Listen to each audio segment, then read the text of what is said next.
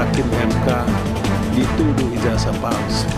Tapi hebatnya dia tampil di depan tunjuk itu ijazahnya yang asli, nggak kayak yang lain. Kalau kita lihat politiknya ini, ya ujung-ujungnya pertarungan wapres, siapa sih nanti yang menjadi saingannya Gibran jadi wapres.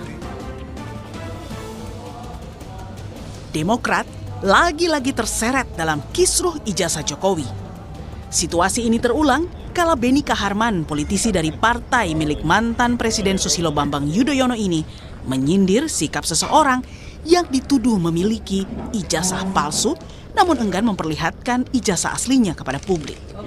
Ini berbeda dengan sikap Hakim MK Arsul Sani. Ada juga saya tahu yang bisa beli itu sertifikasi. Mungkin ada yang palsu lagi. Palsu. Ya kalau itu sih ijazah aja palsu ya, apalagi sertifikasi. Teman saya, Pak Menteri, Hakim MK dituduh ijazah palsu. Iya, sahabat baik saya Pak Arsul Sani. Tapi hebatnya dia tampil di depan tunjuk itu ijazahnya yang asli, nggak kayak yang lain.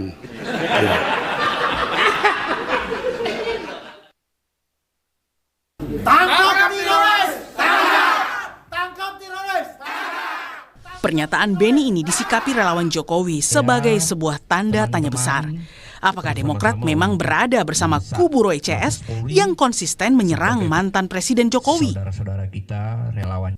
Apa sih bedanya antara isu ijazah atau kasus ijazah Pak Jokowi dengan Arsul Sani? Jadi Arsul Sani tidak ada orang-orang seperti Roy Suryo dan kawan-kawan ini yang konsisten membenci Pak Jokowi. Tidak ada sekonsisten ini, saya nggak tahu nih. Pak Beni dan Pak Sarif ini masuk aliansi para pembenci ini, saya nggak tahu. Apakah karena itu memberikan komen seperti itu, saya nggak tahu. Namun, tudingan upaya mendowngrade nama besar Jokowi melalui kasus ijazah dibantah anggota Majelis Tinggi Demokrat Syarif Hasan. Menurut Syarif, justru di era Presiden Jokowi, Partai Demokrat pernah mengalami upaya perebutan paksa oleh mantan Kepala Staf Presiden Muldoko yang diyakini diketahui Jokowi.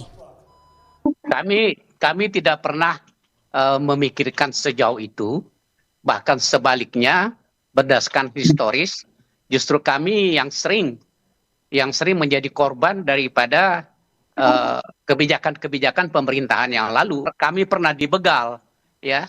Dan itu yang membegal kami itu ada orang pertama, orang ring satunya Pak Presiden pada saat itu. Dan kami berkeyakinan apa yang dilakukan oleh KSP pada saat itu tidak mungkin tanpa sepengetahuan Presiden. Namun jauh sebelum sindiran Beni Kaharman soal ijazah palsu, tudingan ada orang besar di balik kisruh ijazah pernah diungkapkan relawan Jokowi dari Peradi Bersatu. Kala itu pertama kalinya nama Partai Biru dituding sebagai dalang di balik aksi Roy Suryo CS. Ya, seluruh Indonesia sudah melihat tampilan saya hari ini, saya berbaju apa gitu, ya kan? Nah, sisa men-challenge saja, mencari pemikiran sendiri, berpikir masyarakat sendiri. Bahwa siapa sih kira-kira dalangnya gitu loh. Nah, saat ini saya berbaju apa? Nah, itu mungkin salah satu clue yang bisa saya sampaikan. Tudingan relawan Jokowi ini pun seakan terkonfirmasi dari pernyataan Jokowi.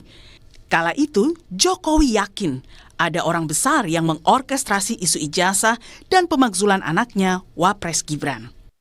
Ada agenda besar politik dalam tuduhan ijazah palsu maupun pemakzulan. Artinya memang ada orang besar, semua udah tahu lah. Kasih. Sejak laporan pencemaran nama baik Jokowi berproses di Polda Metro Jaya, ke-8 tersangka termasuk Roy Suryo CS kini berstatus dicekal ke luar negeri. Dalam tahap ini, 2 orang di lingkaran Demokrat, yakni Denny Indrayana dan Amir Syamsuddin, kini bertindak sebagai kuasa hukum bagi Roy Suryo. Tim Liputan Kompas TV.